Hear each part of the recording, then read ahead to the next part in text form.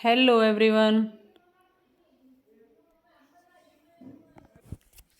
आप सबको जो क्रिड में काम करना है वो हमारी वर्कर्स अपनी तरफ से पुरजोर कोशिश पे लगी हैं और जिनको समझ आ रहा है वो कर भी रही हैं। कुछ वर्कर्स ऐसी हैं हमारी जो भाई नहीं भी कर पा रही हैं क्योंकि उनको समझ नहीं आ रहा है। हो सकता है उनको समझने में दिक्कत आ रही है। तो आज मैं क्रिड के जितने भी डाउट्स हैं आपके वो सारे मैं आज आपको क्लियर करना चाहती हूँ। तो ये आपके डाउट्स को देखते हुए, हमारी वर्कर्स के डाउट्स को देखते हुए मैंने एक आज जो वीडियो बनाई है ये आपके लिए बड़ी हेल्पफुल होने वाली है।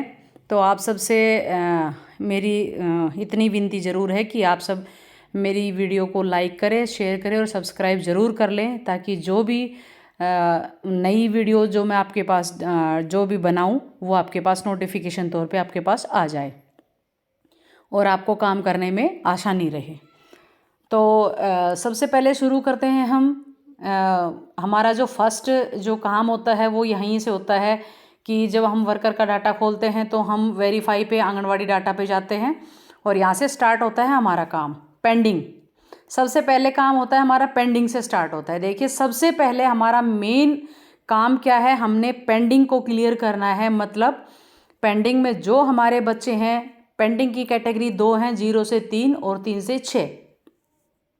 ये देखिए पेंडिंग के जो 0 से 3 हैं, जैसे मैंने अभी एक वर्कर का खोल रखा है, उसके 2 बच्चे हैं अभी इसके अंदर, तो मैं उनको करती हूँ वेरीफाई।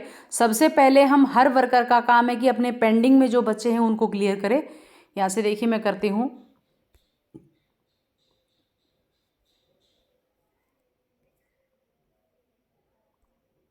ये 2 बच्चे हैं, मैं इनको यहाँ से सेव करके यहाँ से सबमिट कर देती हूँ। ये ओके हो गया। ये बच्चे आपके सेव में चले जाते हैं।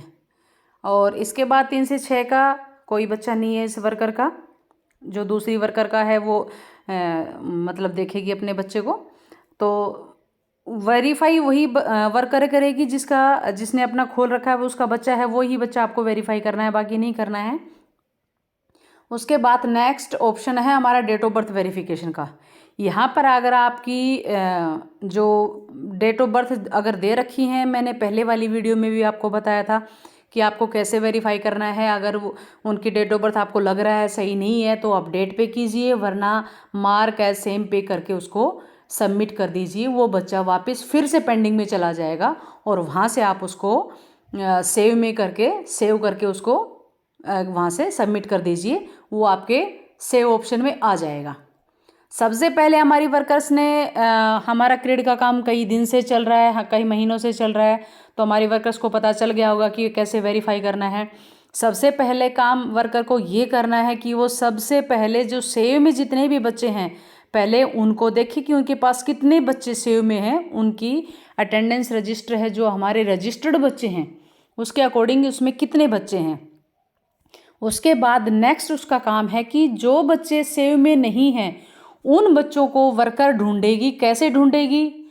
अब वर्कर वही अपने बच्चे को निकाल के लाएगी। वो बच्चा हो सकता है किसी और के पास हो, आपके पास मान लो 50 बच्चे हैं, आपके सेव में 40 बच्चे हैं। हो सकता है आपने किसी दूसरी वर्कर का भी उसमें 40 बच्चों में भी किसी दूसरे वर्कर का आपने वेरीफाई कर दिया है, लेकिन आपको देखना कि आपके सेव में कितने बच्चे हैं जो टोटल आपके हैं। मान लो आपने किसी दूसरे वर्कर के 2 बच्चे सेव कर दिए और 10 बच्चे आपके हैं भी नहीं इसके अंदर। इसके लिए आप क्या करेंगे, आपने उन 12 बच्चों को सेव करने के लिए आपने क्या करना है कि बच्चे का जो आधार है वो सर्च में जाएंगे, यहाँ पे बच्चे का आधार डालेंगे, सर्च करेंगे और बच्चे की जो फैमिली, अगर बच्चा फैमिली आईडी में अटैच हुआ तो उसका डाटा यहाँ पे निकल के आ जाता है। आप वहाँ से डायरेक्ट उसको वेरीफाई कर दें, वो बच्चा सेव में चला जाएगा। जितने बच्चे हैं आपको सिर्फ सेव से सबसे पहले आपको सेव देखना है कि सेव में टोटल कितने हैं और उसी के अकॉर्डिंग आप अपने बच्चों को यहाँ से निकालेंगे। अगर किसी दूसरी वर्कर ने आपका बच्चा अगर वेरीफाई कर दिया है तो सर्च में जब हम आधार डालते हैं तो वो वहाँ पे रेज ऑब्जेक्शन मांगेगा। वहाँ पे आप सबसे लास्ट में ब्लू कलर में रेज ऑब्जेक्शन लिखा मिलेगा, वहाँ पे रेज ऑब्जेक्शन कर दीजिए, वो ब्लॉक आईडी पे चला जाएगा, वहाँ से आपका क्लियर कर दिया जाएगा। इस तरह से आप अपने टोटल बच्चों को यहाँ से सेव में लाएंगे। और इसके बाद फिर है, पहले हम करते थे कि जो बच्चे हमारे मैप किए चिल्ड्रन हैं, जो मैप करते थे फैमिली आईडी में, जो 3 साल से छोटे बच्चे थे, 4 साल से छोटे बच्चे थे, उनको हम विदाउट आधार फैमिली आईडी में अटैच कर सकते हैं। लेकिन हमने कोशिश यही करनी है कि फैमिली खुद अपने बच्चे को अपडेट करवाए, क्योंकि हमें ये भी ध्यान रखना है, क्योंकि जिस परिवार की फैमिली आईडी में बच्चे को हम जब अटैच कर रहे हैं, क्योंकि फैमिली आईडी को अपडेट करने का भी शायद 2 चांस दिए जाते हैं या 3 चांस दिए जाते हैं, मैं कंफर्म नहीं हूँ इस बारे में, लेकिन जितना मुझे याद है, मुझे सुनने में यही आया, समझने में कि सामने बात यही है कि भी 2 बार फैमिली आईडी को हम अपडेट करवा सकते हैं। तो हम किसी की फैमिली आईडी को भी हम मतलब इस प्रकार से हम उसमें कोई फेरबदल नहीं कर सकते। तो कोशिश जहाँ तक हो सके आप पेरेंट्स से ही करवाएं, ताकि आपको दिक्कत ना आए और पेरेंट्स को भी, फैमिलीज़ को भी दिक्कत ना आए। तो वो खुद करवाएंगी अपना जो बच्चा मैप उनको करवाना है आपने आधार वगैरह डाल के, वो वर्कर खुद कहे पेरेंट्स से, वो ही अपने बच्चे को अपनी फैमिली आईडी में अटैच करवाएं। फैमिली आईडी में जब पेरेंट्स अटैच करवाते हैं तो वो ऑटोमेटिक आपके पास फैमिली आईडी में आ जाता है। इसके बाद नेक्स्ट काम हमारा क्या होगा, यहाँ तक था हमारा जो वेरीफाई वाला जो ऑप्शन था, ये देखिए ऊपर होम वेरीफाई बाल संवर्धन अकाउंट।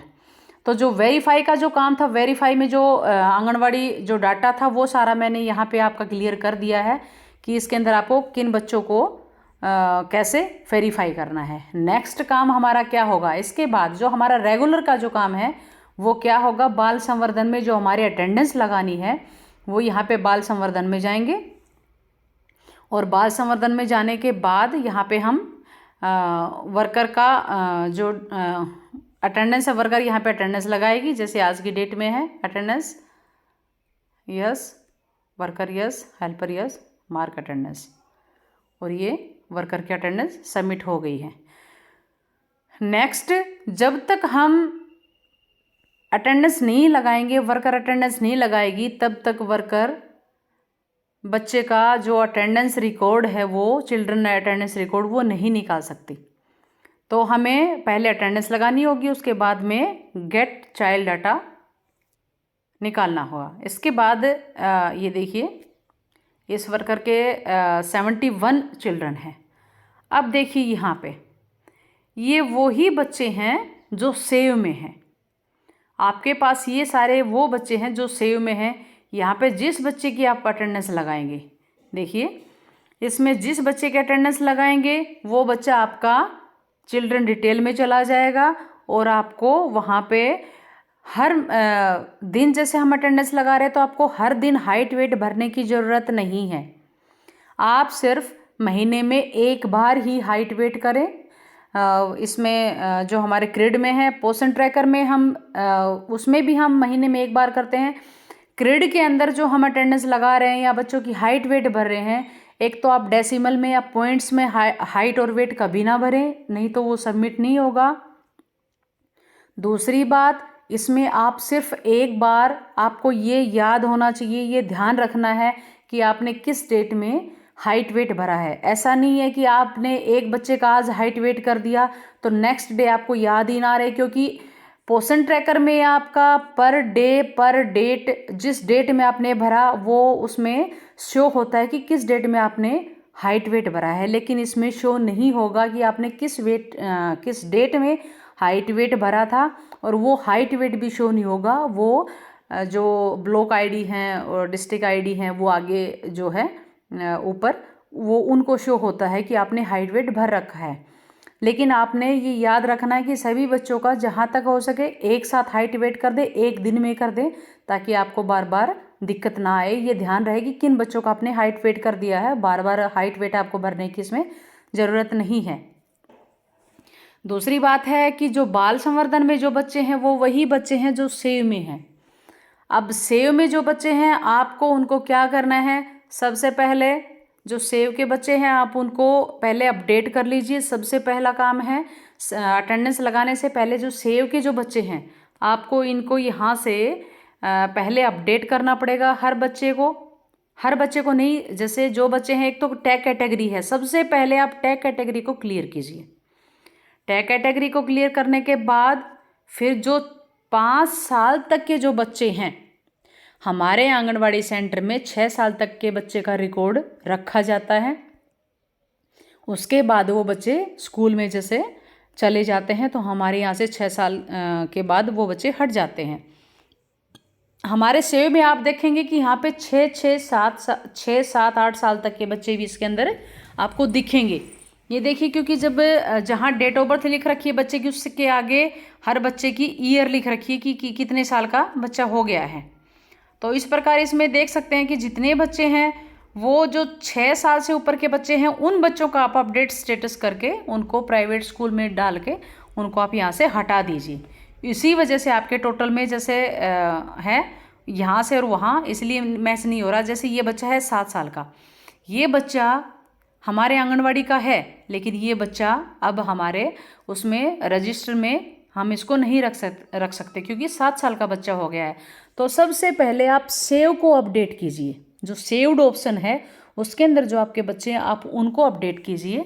यहाँ से देखिए अपडेट स्टेटस सिलेक्ट करेंगे। सिलेक्ट में जाके और child going to private school, यहाँ पे इस पर क्लिक करके इसको सबमिट कर देंगे। ये बच्चा सबमिट हो गया और यहाँ से ये बच्चा हट भी जाएगा, क्योंकि हमें सेव में जो बच्चे हैं वही बाल संवर्धन में जाके वो बच्चे आपसे मैच हो रहे हैं। कई वर्कर्स को ये डाउट है कि हमारे जो बच्चे सेव में हैं वो बाल संवर्धन में नहीं है, बाल संवर्धन में हैं वो सेव में नहीं है। ऐसा कुछ नहीं है। जो बच्चे आपके जो आपने डायरेक्ट आधार से, बहुत सारी वर्कर्स को ये डाउट है कि हमने जो डायरेक्ट आधार से वेरीफाई की थी वो हमारे सेव में नहीं है। आप ध्यान से चेक कीजिए, आपके वो बच्चे सेव में मिलेंगे। अगर आपको कोई बच्चा नहीं मिल रहा है तो वो बच्चा नहीं मिलेगा आपको जो आपने खुद अपने बेस पे किसी की फैमिली आईडी में बच्चे को, जिसका आधार नहीं बना था, उस बच्चे को जो आपने ऐड किया था फैमिली आईडी में, वो बच्चा आपको नहीं मिलेगा। उसके अलावा हर बच्चा आपको सेव ऑप्शन में मिलेगा। जो बच्चे आपने ऐड किए थे, इसके लिए आपको जो परिवार है उसको आपको बोलना पड़ेगा कि वो अपने बच्चे की फैमिली आईडी में आधार को अपडेट करवाएं। आधार अगर परिवार बच्चे का बन गया है तो परिवार जाके किसी CSC सेंटर पे किसी से भी जाके उसको अपडेट करवाए, उसमें उसकी एंट्री करवाए, वो ज़रूरी है। उसके बाद वो करवाते ही आपके पास पेंडिंग में वो बच्चा अपने आप आ जाएगा। तो आपको 100% लाने के लिए ये प्रोसेसिंग करनी पड़ेगी। और मैं जहाँ तक समझ पा रही हूँ कि मैं आपको अच्छे से समझा भी पा रही हूँ, फिर भी आपको अगर कोई डाउट लगता है कि कहीं कुछ और डाउट रह गया है तो प्लीज़ आप मुझे शेयर ज़रूर कीजिए, कमेंट में ज़रूर डालिए कि हमें इस प्रकार के डाउट्स हैं, ताकि मैं आपके डाउट्स को क्लियर कर सकूं। और आशा करती हूँ कि मेरी वीडियोस आपको बहुत पसंद आ रही है और ये वीडियो आपके लिए बहुत ज़्यादा हेल्पफुल होने वाली है। और इसी के साथ मैं अब अपनी वीडियो को स्टॉप करती हूँ। Thank you. अच्छा साथियों, कुछ 1-2 बातें और रह गई थी, मैं बताना चाहती हूँ कि जब हम सेव ऑप्शन को जब हम क्लियर कर रहे हैं तो आपको ये ध्यान रखना है कि जो हमारे प्राइवेट स्कूल में जो बच्चे जा रहे हैं, हमें उन्हीं का अपडेट स्टेटस करना है, बाकी का स्टेटस आपको अपडेट नहीं करना है। ये ध्यान रहे, आप ध्यान रखिए इस बात का। जो हमारे 5 साल से, उसी बच्चे को आप रखिए। जो 5 साल से नीचे के जो बच्चे, उनको तो आपको कुछ नहीं करना है, अपडेट स्टेटस उनका नहीं करना है। अगर किसी का माइग्रेशन करना है, डेथ केस है, तो ही ऐसे में अपडेट करेंगे, वरना 5 साल से कम के बच्चे नहीं करेंगे। 5 साल से 6 साल तक के जो बच्चे हैं उनका आपको वही उसी बच्चे का स्टेटस अपडेट मत कीजिए जिसका आपको रखना है, वो बच्चा आपके आंगनवाड़ी सेंटर में आता है। वरना 5 साल से ऊपर के बच्चे आप लगभग आप उनको सेव में से अपडेट स्टेटस करके गोइंग टू प्राइवेट स्कूल में, क्योंकि इसमें गवर्नमेंट स्कूल का कोई जिक्र नहीं है यहाँ पे, तो प्राइवेट स्कूल का ही जिक्र कर रखा है। तो गवर्नमेंट स्कूल में ना के प्राइवेट स्कूल में डाल के, इसमें गोइंग टू प्राइवेट स्कूल में डाल के उसको सबमिट करके और उसको यहाँ से सेव में से उन बच्चों को आप यहाँ से हटा दीजिए। आपका डाटा उससे बाल संवर्धन से बिल्कुल मैच होगा, 100% होगा। आप ध्यान से काम करिए, आपका बहुत अच्छा रहेगा। इसी के साथ थैंक यू।